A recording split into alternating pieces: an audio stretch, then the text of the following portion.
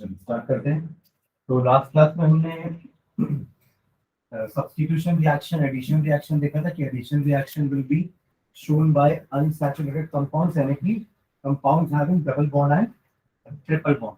And substitution reaction कौन देगा?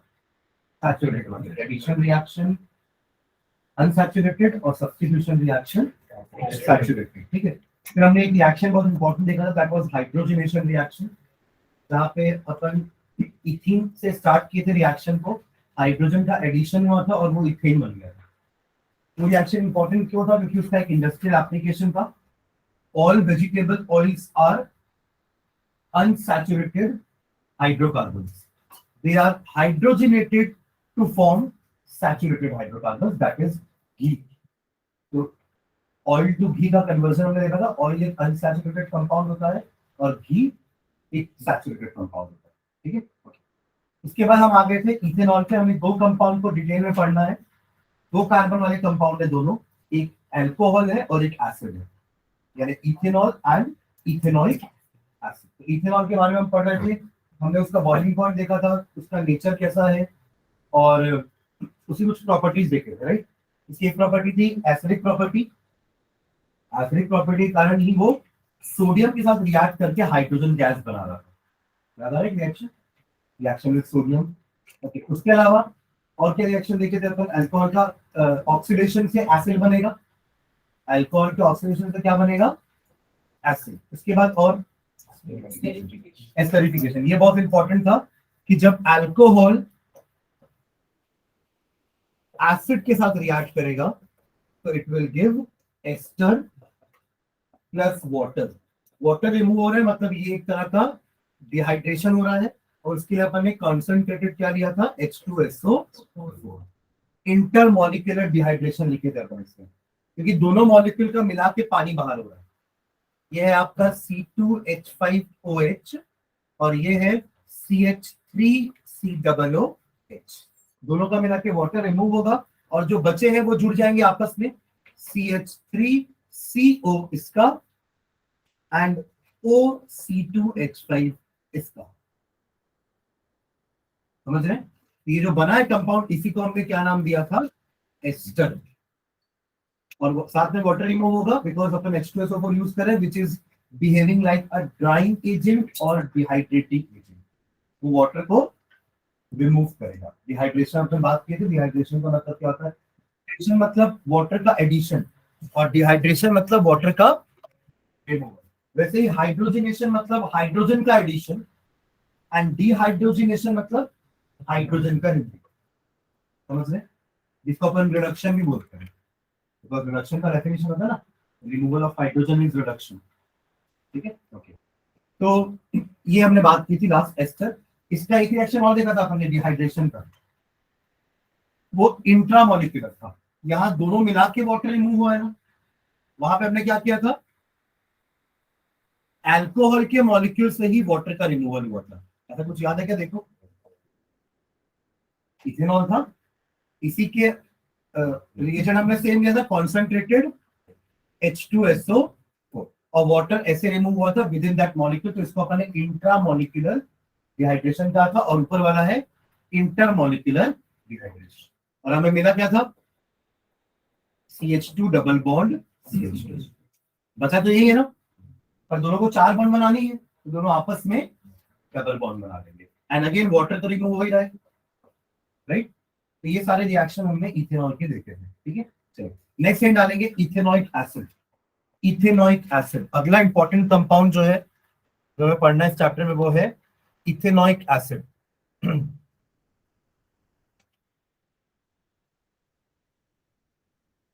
Ethanoic acid इसका IUPAC नेम है। इसका कॉमन नेम क्या है? Acetic acid. अरे इथेनॉइक मतलब दो कार्बन होगा ना, CH3COOH, that is acetic acid. तो ब्रैकेट में एसिटिक एसिड लिखना, इथेनॉइक एसिड ब्रैकेट में एसिटिक एसिड, और फॉर्मूला भी लिख लेना, इथेनॉइक एसिड ब्रैकेट में एसिटिक एसिड, फॉर्मूला CH3COOH। किसी ने जब मैं स्क्रिप्ट पढ़ा रहा था ना, तो किसी ने मुझसे पूछा था कि सर ये हम CH3COOH क्यों लिखते हैं, है ना? उसका रीजन यही है कि COOH अपने आप में एक एसिड ग्रुप होता है, तो उसको एक साथ O2 करके नहीं लिखना कि C2H4O2, ऐसा लिखेंगे तो समझ में नहीं आया कि वो एसिड है या नहीं। एसिड के लिए COOH दिखता रहना चाहिए, समझ रहे? वो एक फंक्शनल ग्रुप है जो बता रहा है कि आपका कंपाउंड क्या है, एक एसिड है, कार्बोक्सिलिक एसिड। ठीक है, तो इथेनॉइक एसिड, इसके बारे में लिखना नीचे।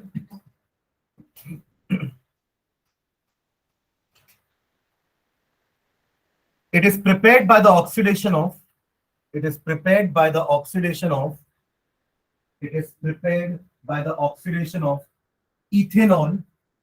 It is prepared by the oxidation of ethanol. It is prepared by the oxidation of ethanol in the presence of, ये तीसरी बार लिख रहे हैं रिएक्शन। पहली बार कहां पढ़े थे, जब अपन ऑर्गेनिक कंपाउंड की केमिकल प्रॉपर्टी पढ़ रहे थे कि आप अल्कोहल को ऑक्सीडाइज कराओगे तो एसिड बनेगा। एक O बढ़ेगा, एक O बढ़ेगा ना, अल्कोहल में एक ही होता है और एसिड में दो O रहते हैं, राइट? फिर हमने सेकेंड टाइम पढ़ा था इथेनॉल की प्रॉपर्टी में, इथेनॉल को ऑक्सीडेशन कराओगे तो एसिड बनेगा। और अब थर्ड टाइम पढ़ रहे हैं एसिड के प्रिपरेशन में, मतलब रिएक्शन वही है, बस तीन अलग अलग जगह पढ़ा है।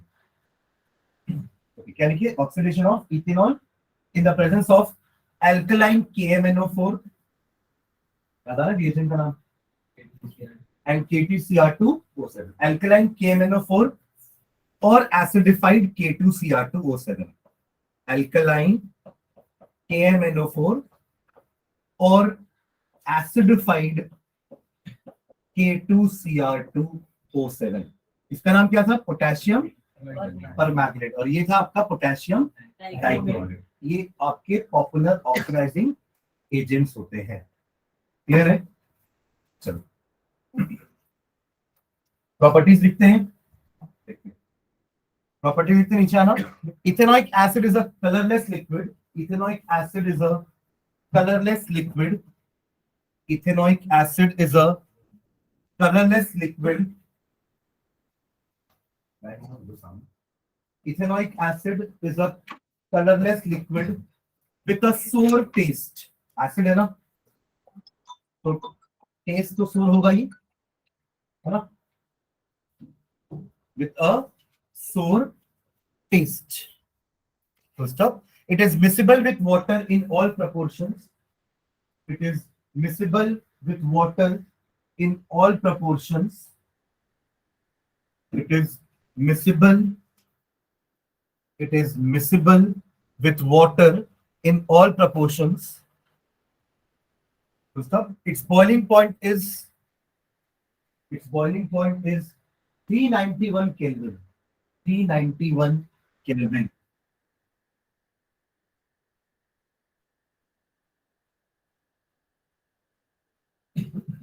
391 Kelvin। हमने उसका क्या बॉइलिंग पॉइंट लिखा था, अल्कोहल का 3, मतलब उससे ज्यादा बॉइलिंग पॉइंट है, राइट?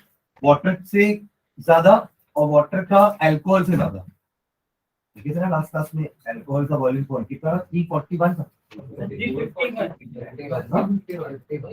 443 केल्विन में तो रिएक्शन करवाए थे डिहाइड्रेशन वाला, वो तो ये रिएक्शन करवाए थे हमने 443 केल्विन में, वो देखने नहीं बोल रहा हूँ। हमने तो प्रॉपर्टी लिखी थी ना, तो प्रॉपर्टी में लिखे थे 351, ओके, और 373 केल्विन वाटर का हो गया, और इसका लिखा दिया अपन ने 391 केल्विन, मतलब इसका बॉइलिंग पॉइंट बाकी दोनों से ज्यादा है, वाटर से भी और अल्कोहल से। ठीक है, ओके, एक पॉइंट और लिखना है इसका। On cooling, on cooling, on cooling, pure ethanoic acid, on cooling, pure ethanoic acid, on cooling, pure ethanoic acid is frozen to make, is frozen to make, is frozen to make ice-like flakes, ice-like flakes। मतलब बर्फ के वो जैसे पानी जैसे गिर रहा है वहां वो फ्रीज हो जाता है, जो अपीयरेंस आएगा उसको अपन फ्लेक्स बोलते हैं. Ice like flakes, full stop. They look like they look like they look like they look like glaciers. They look like glaciers. Glaciers. It's a factory. पता है factory? Glaciers. So it is also called glacial acetic acid. Acetic acid का एक नाम और है. So it is also called glacial, GLACIEL, glacial acetic acid. क्योंकि जब अपन इसको फ्रीज कराते तो it looks like glaciers.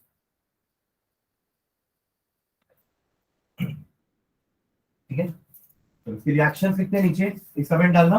Reactions of ethanoic acid. Reactions of ethanoic acid. reactions of ethanoic acid.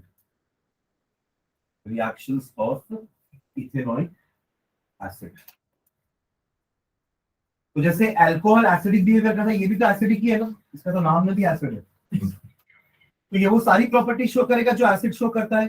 कोई acid react with metal to give hydrogen gas. Acid react with metal carbonate या bicarbonate to give carbon dioxide gas and water and salt.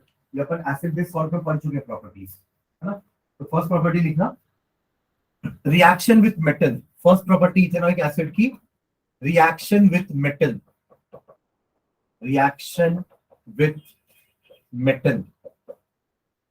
ठीक है, सीधा reaction लिखते हैं. ठीक है, इसका एक लाइन ही लिखते हैं. लाइन मतलब क्या आएगा कि ethanoic acid react with active metal to give hydrogen gas. सीधा रिएक्शन लिखते हैं अपन. ठीक है, दिस रिएक्शन है CH3COOH प्लस Zn, या Mg ले सकते हो या Na ले सकते हो. कोई भी एक्टिव मेटल गिव्स CH3COO का twice Zn plus hydrogen gas. या अगर आप सोडियम लेते हो तो CH3COOH plus Na gives CH3COONA plus hydrogen gas.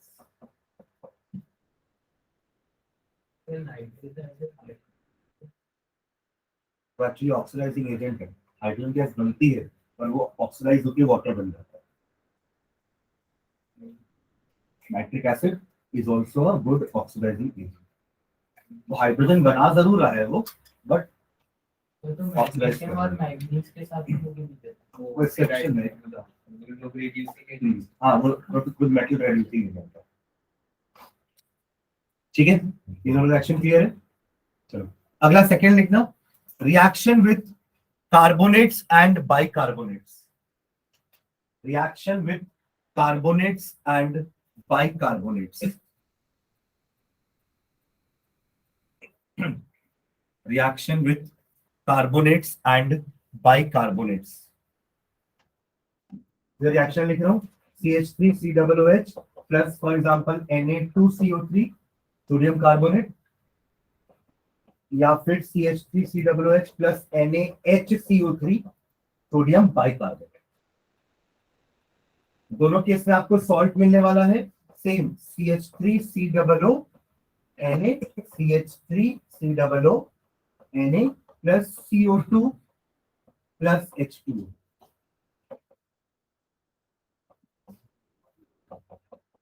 बस बैलेंस करना पड़ेगा. किसमें क्या लगाना पड़ेगा, कौन सा बैलेंस है कौन सा अनबैलेंस है इक्वेशन.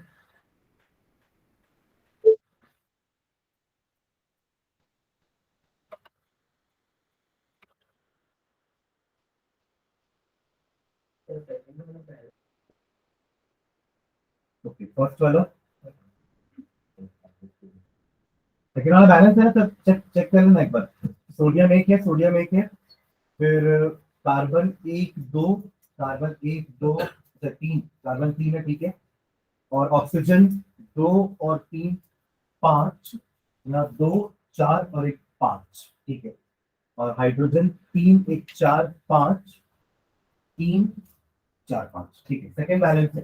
फर्स्ट में क्या करना पड़ेगा, हाँ अच्छा Na यहाँ पे 1 है, यहाँ पे 2 है ना, तो उसको 2 करने के लिए यहीं पे 2 लगाना पड़ेगा, राइट, और फिर ये करने के लिए यहाँ 2 लगाना पड़ेगा। अभी ठीक है, देखो हाइड्रोजन ऑक्सीजन एक बार चेक कर लो बस। हाइड्रोजन कितना है यहाँ पे 8, इधर 8 है ना हाइड्रोजन, और यहाँ पे 6 + 2 8। ऑक्सीजन चेक करते हैं, यहाँ पे है 2 2 4, 4 + 3 7, इधर 4 5 6 7, ठीक है, बैलेंस है, ये क्लियर है, ओके। चलो एक लाइन बस यहाँ पे लिखना है, ये जो कार्बन डाइऑक्साइड जब निकलता है ना तो एफरवेसेंस क्रिएट होता है, झाग जब हम होता है ट्विस्ट करके जो आ रहा है बाहर, that is known as effervescence. तो उसके लिए एक लाइन लिख लेना,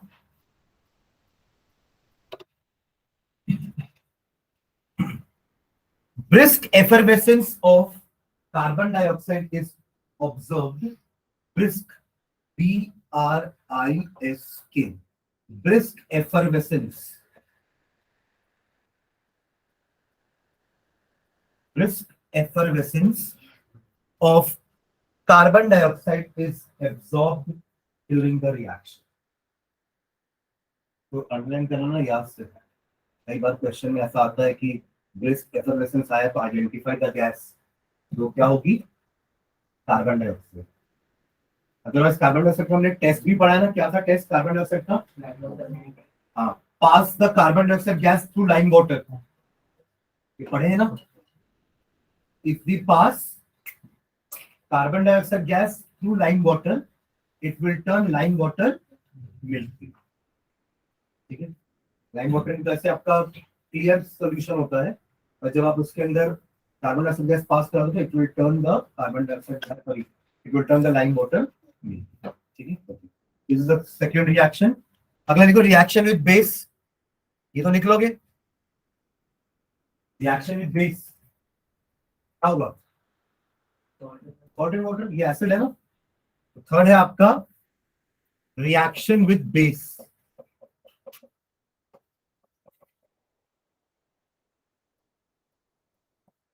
नाम बताओ कोई बेस का,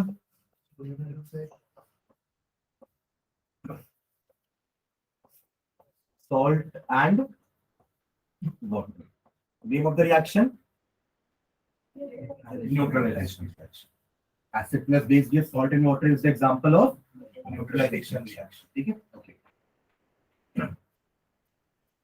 लास्ट, अच्छा इसमें मैं एस्टरिफिकेशन नहीं लिखा रहा हूँ, ठीक है, ये दोनों की प्रॉपर्टी होगी ना, जैसे हम इथेनॉल पढ़ रहे हैं तो इथेनॉल की प्रॉपर्टी में एस्टरिफिकेशन आया क्योंकि रिएक्शन में इथेनॉल था, रिएक्शन में एक और चीज क्या थी एसिड, तो वही सेम रिएक्शन यहाँ भी आ सकता है। अरे एस्टर बनाने में दोनों की जरूरत है ना, तो हम दोनों की प्रॉपर्टी में लिख सकते हैं उसको, नहीं जो दोनों समझ में आ रहा है। तो लास्ट में लिखेंगे decarboxylation reaction, decarboxylation reaction, decarboxylation reaction. School में सारी रिएक्शंस पढ़ाए आपने, इनका हो गया है, मुझे सिलेबस हो गया बोलते ना टीवी वालों का, ये पढ़ा दिए sir,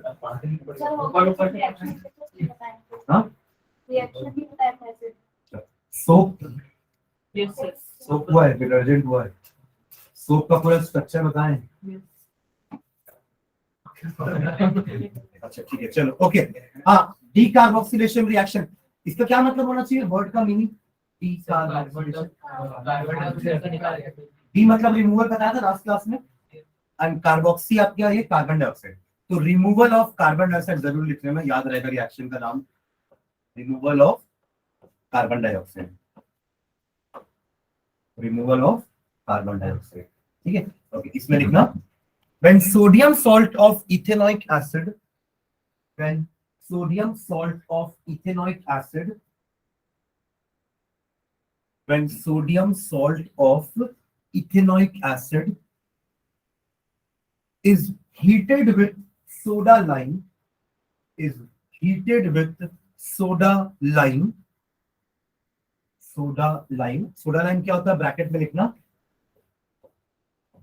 NaOH plus CaO in the ratio 3:1.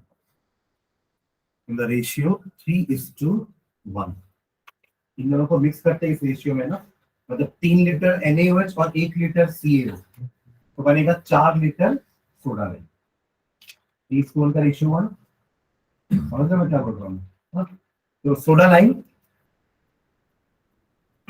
Methane gas is form, comma डाल के methane gas is form, methane gas is form, methane gas is form. पहला जो वर्ड लिखा उसका क्या मतलब है? When sodium salt of ethanoic acid, क्या मतलब है इसका? Sodium salt of ethanoic acid, sodium acid. अभी तो बनाया ना ये सब, तो मैं ये सब में तो अपन यही बनाए हैं। This is sodium salt of ethanoic acid, this is sodium salt of ethanoic acid, this is again sodium salt of, sodium है, सॉल्ट है, और किससे बना ये? एसिडिक एसिड से। बोल सकते हैं sodium salt of ethanoic acid या एसिडिक एसिड। फॉलो कर रहे हो क्या बोल रहा हूँ, है ना? तो यहां भी रिएक्शन हम इसी से चालू करेंगे। तो sodium salt of ethanoic acid, ये बनाने का तरीका अपन ने 3-4 देख लिया है। आप डायरेक्टली Na ले लो तब भी बन जाएगा एसिड के साथ, आप NaOH ले लो तब भी बनेगा, आप Na2CO3 ले लो तब भी बनेगा, आप NaHCO3 ले लो तब भी बनेगा। 4 तरीके हैं ये बनाने के, आया ना? अभी तो देखिए, आज ही देखने चारों तरीके। एसिड का रिएक्शन सोडियम के साथ, एसिड का रिएक्शन सोडियम हाइड्रोक्साइड के साथ, एसिड का रिएक्शन सोडियम कार्बोनेट के साथ, एसिड का रिएक्शन सोडियम बाइकार्बोनेट के साथ। 4 तरीके से हम ये सॉल्ट बना सकते हैं।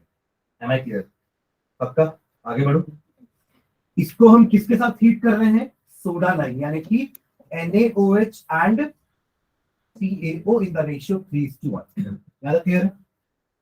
अब देखो, रिमूव करना ना कार्बन डाइऑक्साइड, नाम है ना रिएक्शन का, डिकार्बोक्सिलेशन। तो कार्बन डाइऑक्साइड डायरेक्टली CO2 के फॉर्म में ना रिमूव होके ना कार्बोनेट सॉल्ट बनाएगा, Na2CO3। एक कार्बोनेट सॉल्ट है ये, आप उसको हीट करोगे तो आपको कार्बन डाइऑक्साइड मिल जाएगा। यहां से Na2CO3 कैसे निकलने वाला है? NaCO2CO3, देखो दिख रहा है सबको?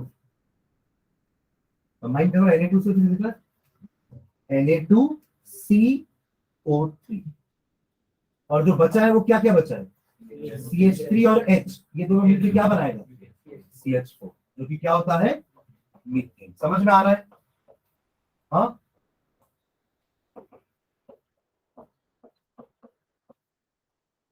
ठीक है। तो हो गया, कार्बन डाइऑक्साइड भले कार्बन डाइऑक्साइड के फॉर्म में रिमूव नहीं हुआ, बट कार्बोनेट सॉल्ट का रिमूवल हुआ है ना। आप इसको हीट करोगे तो CO2 मिल जाएगा, on heating Na2CO3 will get CO2। ये अपन पढ़े एसिड बेस में भी, इसके हीट करने से आपको CO2 मिलेगा, H2O मिलेगा, ठीक है।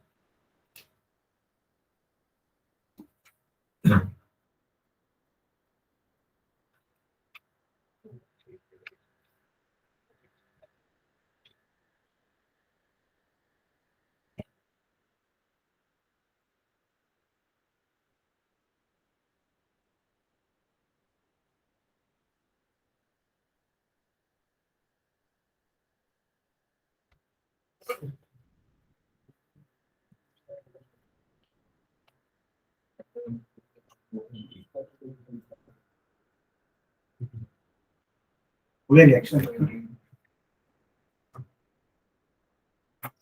चलो नेक्स्ट इन डालना, soap and detergent, soaps and detergents, soaps and detergents.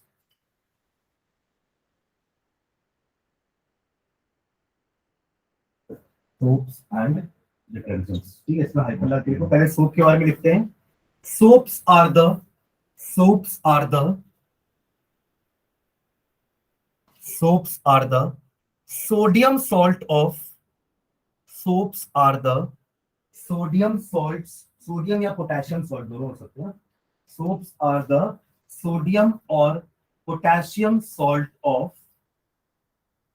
Soaps are the sodium और potassium salt of long chain fatty acids, long chain fatty acid. Long chain fatty acid. अभी जैसे अभी तक जो अपन ने सोडियम सॉल्ट बनाया है वो दो कार्बन वाले एसिड का बनाया ना, इथेनॉइक एसिड वाला, सोडियम एसिटेट जिसको अपन ने नाम दिया। तो ये सोप नहीं है।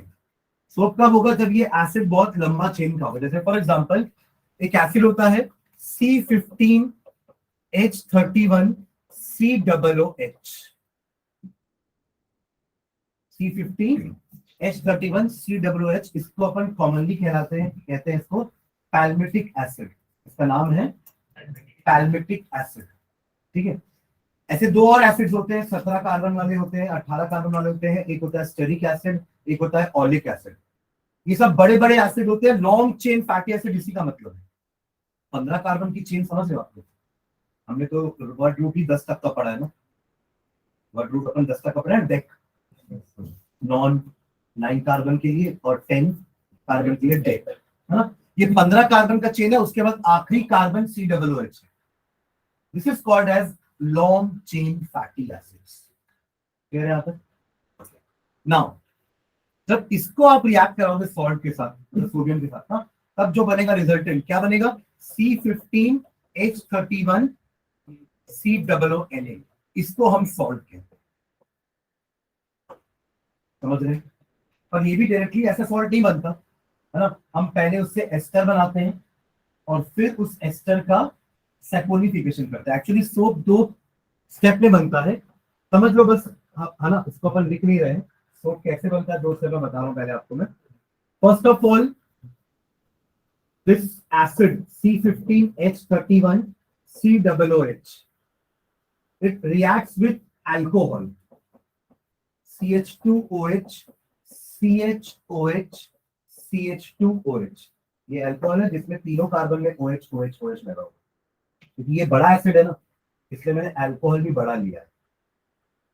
एस्टरिफिकेशन रिएक्शन याद है आप लोग को?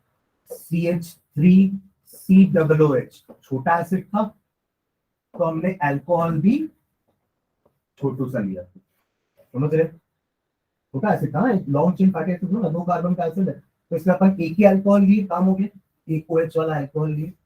बट अब मेरे पास जो एसिड है ना, वो एक बड़ा लॉन्ग चेन फैटी एसिड है, तो उसमें हम अल्कोहल भी बड़ा लेंगे और इसके भी 3 मॉलिक्यूल ले रहा हूँ।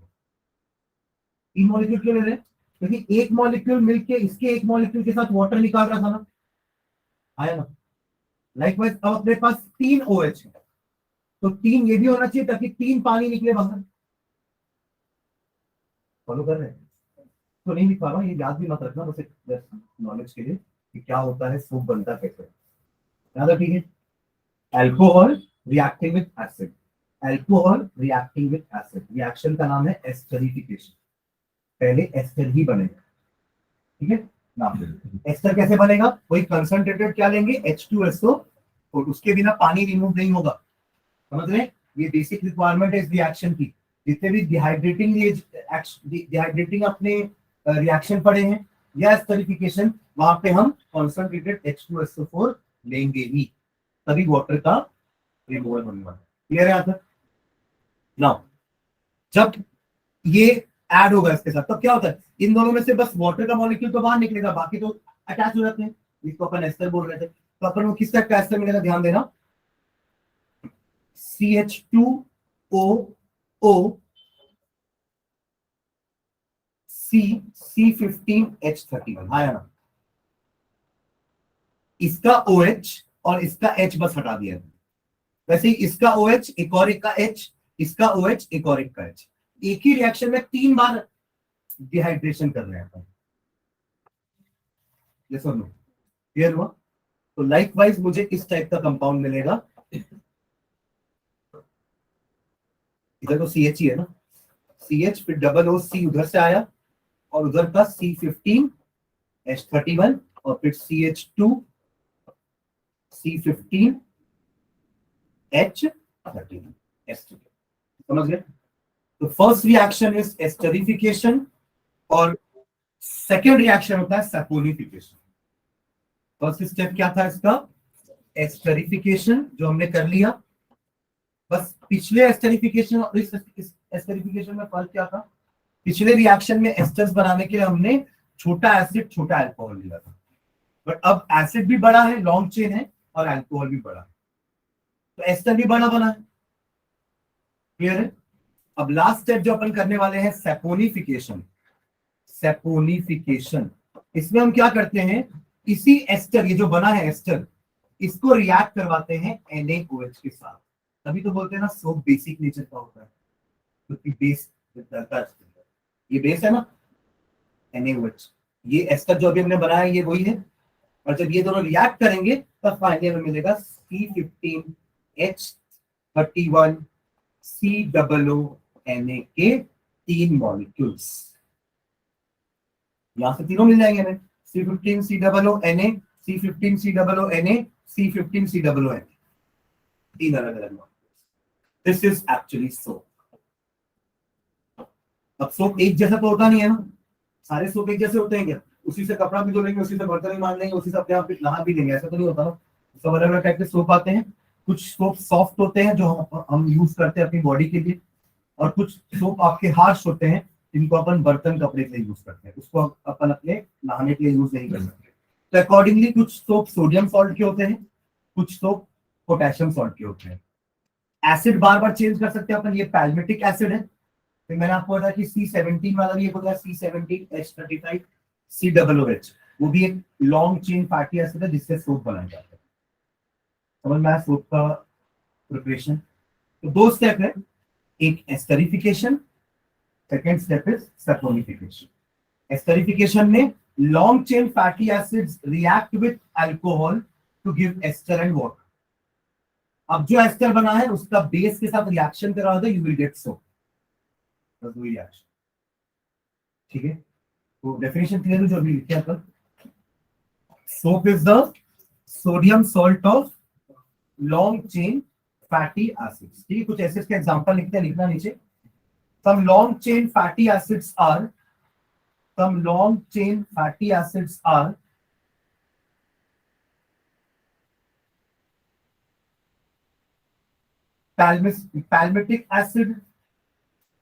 palmitic acid, हाइफन डाल के उसका फॉर्मूला लिखना, C15H31COOH। फिर एक लिखना stearic acid, STEARIC, stearic acid, hyphen डाल के इसका फॉर्मूला लिखना, C17H35COOH। COOH तो आएगा ही ना, एसिड वही तो पहचान है एसिड की, ठीक है? और एक लिख लो oleic acid, oleic, OLEIC, oleic acid, उसका फॉर्मूला लिखना C17H33COOH, C17H33COOH। palmitic acid, stearic acid, and oleic acid. These are 3 commonly used long chain fatty acid to prepare soap. Clear है? अब देखो जो हमने लिखा है ना, अब अपन क्लींजिंग एक्शन में आते हैं डायरेक्टली। सोप का प्रिपरेशन मैंने बता दिया, उसको लिखने का जरूरत नहीं है, वो सिलेबस में नहीं है, ठीक है? हम सीधा से क्लींजिंग एक्शन में आते हैं। हम जब स्ट्रक्चर देखते हैं ना सोप का, तो स्ट्रक्चर कुछ ऐसा होता है। ये जो मैं बना रहा हूँ ना, ये जिगजैग, कोई कार्बन है सारे। मान लेते हैं अपन ये वाले सोप के बारे में बात कर रहे हैं, C15H31COONA, वही पैल्मिटेट वाला, सोडियम पैल्मिटेट नाम होगा इसका। जैसे एसिटिक एसिड को सोडियम एसिटेट बोल देते हैं, वैसे पैल्मिटिक एसिड से क्या नाम देंगे? सोडियम पैल्मिटेट। पैल्मिटिक एसिड तो पैल्मिटेट, एसिटिक एसिड था तो एसिटेट, स्टेरिक एसिड होगा तो स्टीयरेट, ओलिक एसिड होगा तो ओलियट, एंड ऐसे होगा नाम, समझ रहे हैं? इसका नाम क्या हो जाएगा? सोडियम पैल्मिटेट। क्या नाम होगा इसका? सोडियम पैल्मिटेट। ओके, तो ये पूरा आपका कार्बन का 15 कार्बन का चेन है। लास्ट वाले में COONA होगा, है ना? ऐसा कुछ होगा? हाँ ठीक है, मैं ऐसे काउंट करके नहीं बनाया, ऐसे नॉर्मली बनाया, ठीक है? ये क्लियर है सबको? नाउ अब जब आप इसको पानी, आप साबुन को बिना पानी के तुरंत यूज करोगे, साबुन में पानी तो लगाओगे ना, तब तो लेदर आएगा, झाग आएगा, तब आप कपड़े धो पाओगे, राइट? तो जब आप इसको पानी में डालोगे ना, तो ये अपने आयंस में डिसोसिएट हो जाएगा। किस टाइप के आयंस में?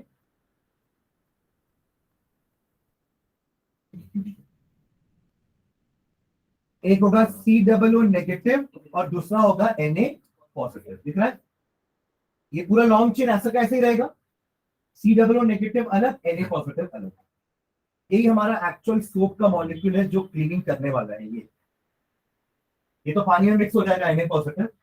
अब बचा ये, अब इसमें दो पार्ट है, ध्यान देना।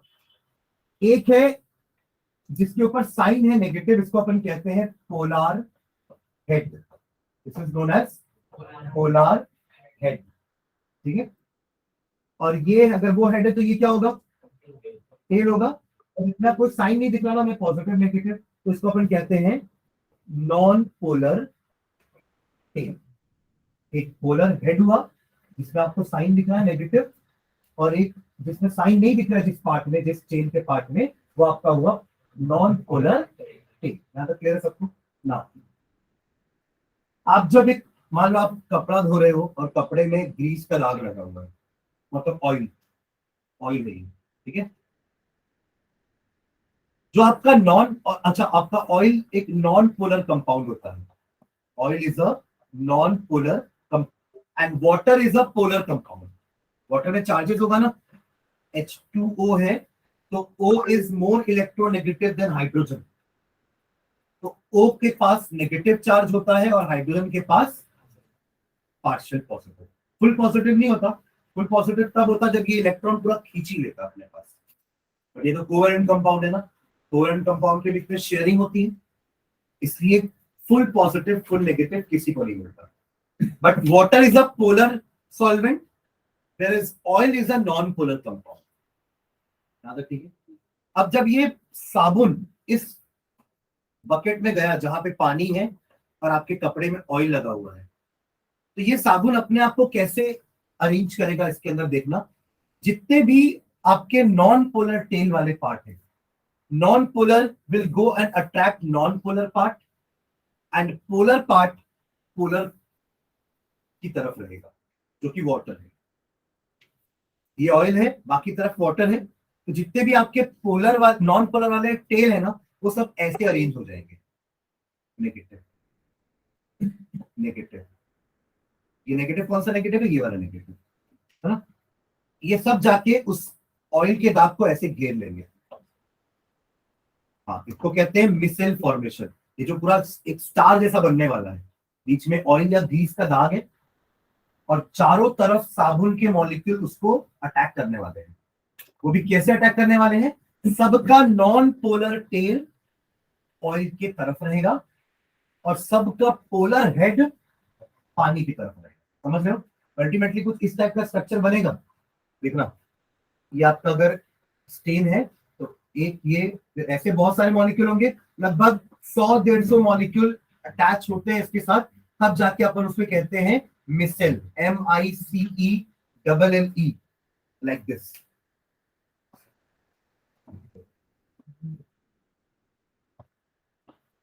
समझ रहे हो? जिसके सब में यहां पे क्या है, नेगेटिव चार्ज है ना। जब ये इतने सारे हो जाएंगे कि ये नेगेटिव चार्जेस आपस में एक दूसरे को रिपेल करना चालू करेंगे, होगा ना।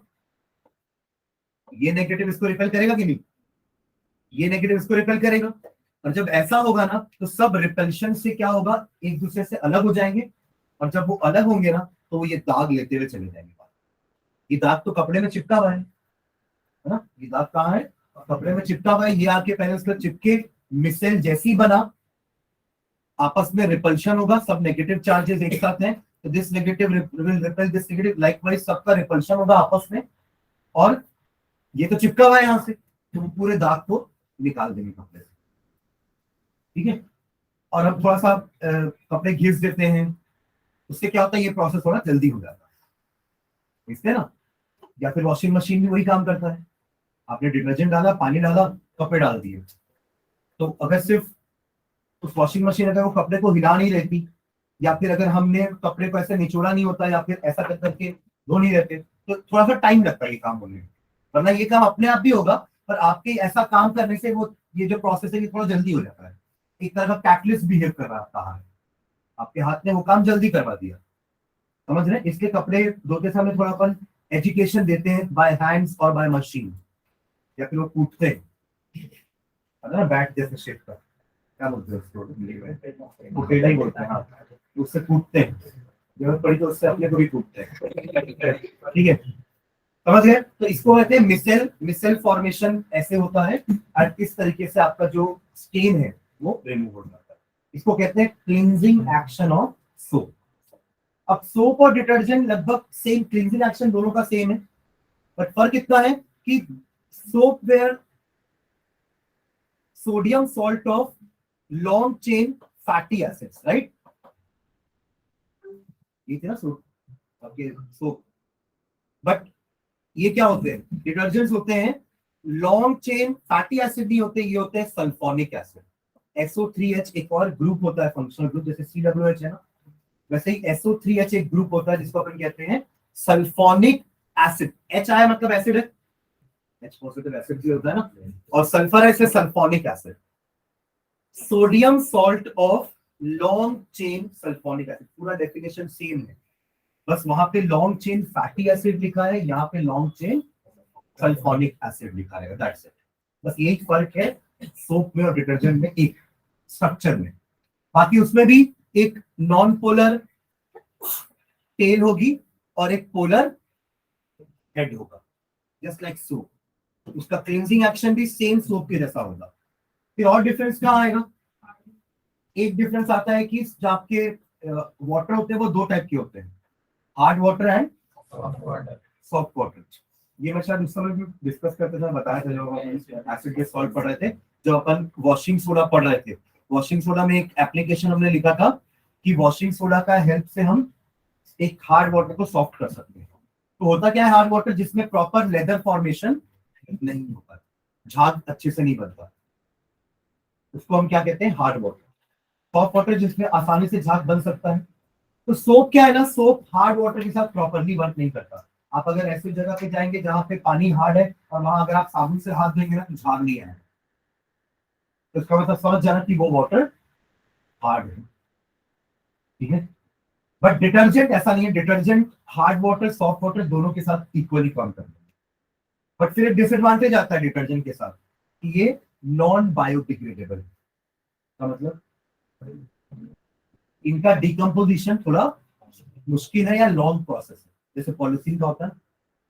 इसलिए अपन ज्यादा लार्ज स्केल में डिटर्जेंट्स को यूज भी नहीं कर सकते, क्योंकि ultimately they are non biodegradable. Soaps are biodegradable but they are bad for hard water, whereas detergents are good for hard water but they are non biodegradable। मैं दोनों के पास एक अच्छे पॉइंट है तो एक बुरा पॉइंट है, समझ गए?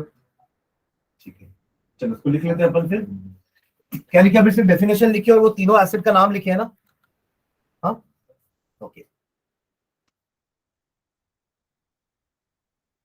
हाँ नेक्स्ट लाइन में लिखना, most dirt is oily in nature, most dirt is oily in nature. आपकी जो बाहर भी धूल मिट्टी है ना, ये भी सब ऑयली नेचर की होती है, चिकना होती है, धूल मिट्टी चिकनी होती है ना। तो most dirt is oily in nature and oil does not dissolve in water. Oil पानी में डिसॉल्व नहीं होता ना, it forms a different layer water में, क्या बोलते हैं, and oil does not dissolve in water,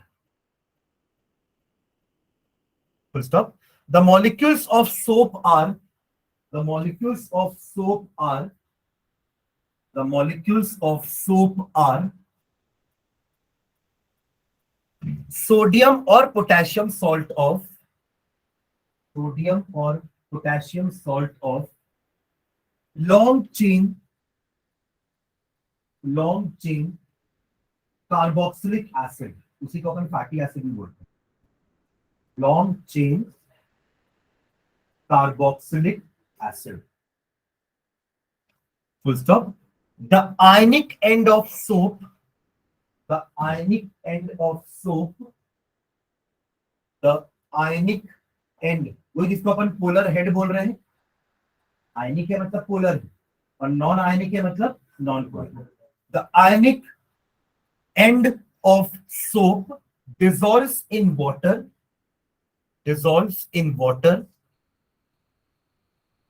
while the carbon chain dissolves in oil. While the carbon chain dissolves in oil. ठीक है, एक सोप मॉलिक्यूल के ऐसे स्ट्रक्चर वाला जनरली ऐसा वाला जिगजैग वाला स्ट्रक्चर बना लेगा.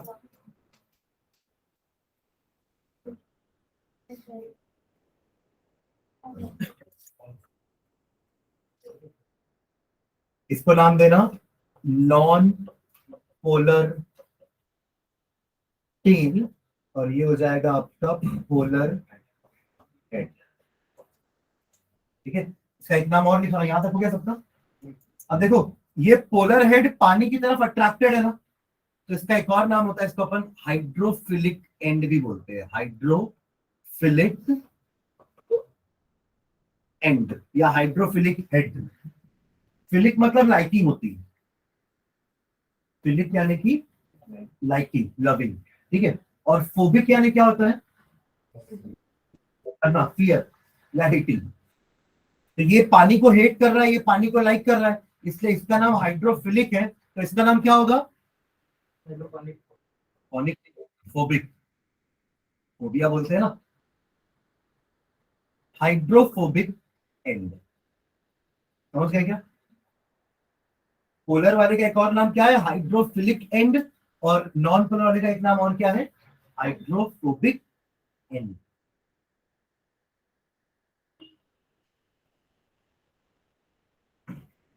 हो गया सबका? यहाँ पे नेक्स्ट टाइम में लिखना, द सोप मॉलिक्यूल दस फॉर्म्स. ऊपर जो अपन ने लिखा है ना कि ये वाला पार्ट पानी में डिसॉल्व होगा, देख रहे हो क्या? ये आयनिक वाला पार्ट कहाँ डिसॉल्व होगा? पानी में. और ये आपका ऑयल में.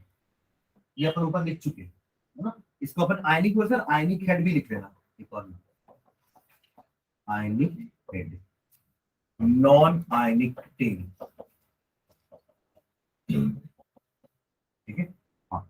क्या लिखे?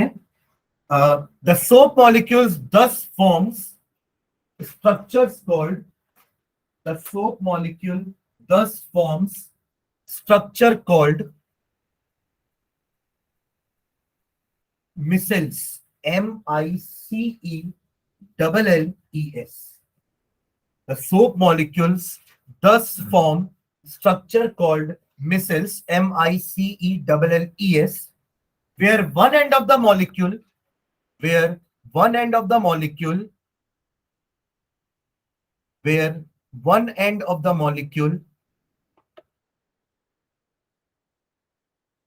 where one end of the molecules is towards the oil droplet, is towards the oil droplet, where one end of the molecule is towards the oil droplet,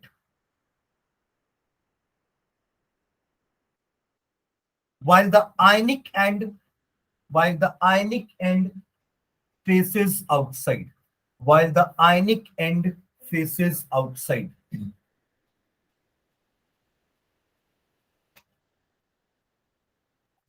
So stop. The soap micelle thus helps in, the soap micelle thus helps in, the soap micelle thus helps in dissolving the dirt in water, dissolving the dirt in water, dissolving the dirt in water, and we can wash our clothes clean. And we can wash our clothes clean.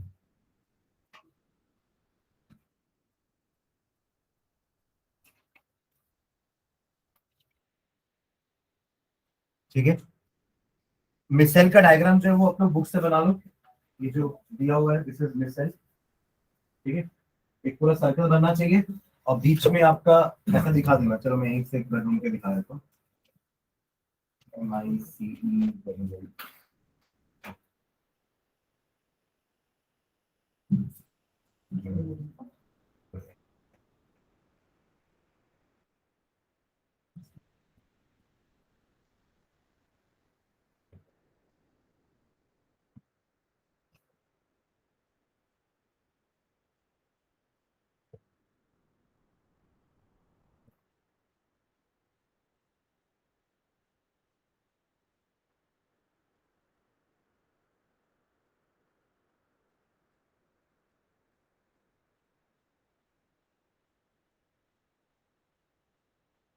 दिख रहा है ये stearic acid लिया sir, देखो यहाँ पे stearate ion लिखा है, ना अपने 3 एसिड्स के नाम लिखे हैं ना, palmitic acid, stearic acid, oleic acid. तो यहाँ पे स्टेरिक एसिड लेके सूप बनाया है हमने। पैल्मिटिक का मैंने आपको एग्जांपल बताया था। तो जब आप ये डालेंगे तो ये जितने भी नेगेटिव पार्ट है ये बाहर की तरफ रहेंगे, है ना, और जितना भी नॉन आयनिक पार्ट है वो आपके ऑयल के अंदर की तरफ रहेंगे। तो दिस इज मिसर, ठीक है, बना लो उसको। या ये थोड़ा छोटा दिख रहा है तो एक ये वाला है जो आपकी बुक में दिया हुआ है, इसको बना ऐसा, ठीक है। इसको बना लो मिशन फॉर्मेशन का, ठीक है। ये बना लो, फिर अपन क्लिनजिंग एक्शन नेक्स्ट क्लास में लिख के चैप्टर वाइंड अप करेंगे और नेक्स्ट क्लास में क्वेश्चन आंसर भी करेंगे। ये चैप्टर वेडनेसडे को अपन खत्म करेंगे। बस क्लिनजिंग एक्शन में मैंने आपको बताया ना वो रिपेल करेंगे, उसको लिखना है बस, वो अपन नेक्स्ट क्लास में लिख लेंगे और फिर क्वेश्चन आंसर्स लिखते हैं।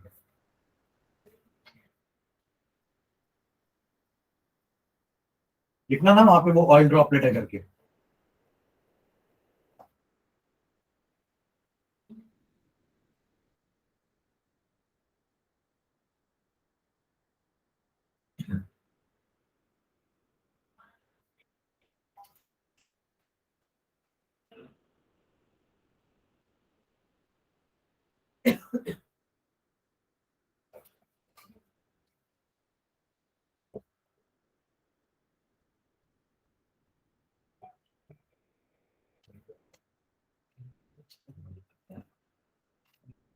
ठीक है, लेकिन उसमें तो आउटसाइड में तो सी डब्ल्यू नेगेटिव ही होगा। हालांकि वो Na पॉजिटिव यहाँ निकला, यही तो ये वाला जो पार्ट आपको दिख रहा है ये अंदर सी नेगेटिव है, C W negative negative negative, वो Na पॉजिटिव तो उससे निकला है बाहर, ठीक है। और जो चार्ज अंदर बचा है वो क्या है, पॉजिटिव नेगेटिव। Na पॉजिटिव निकल गया बाहर, living behind negative charge in that soap molecule, ठीक है।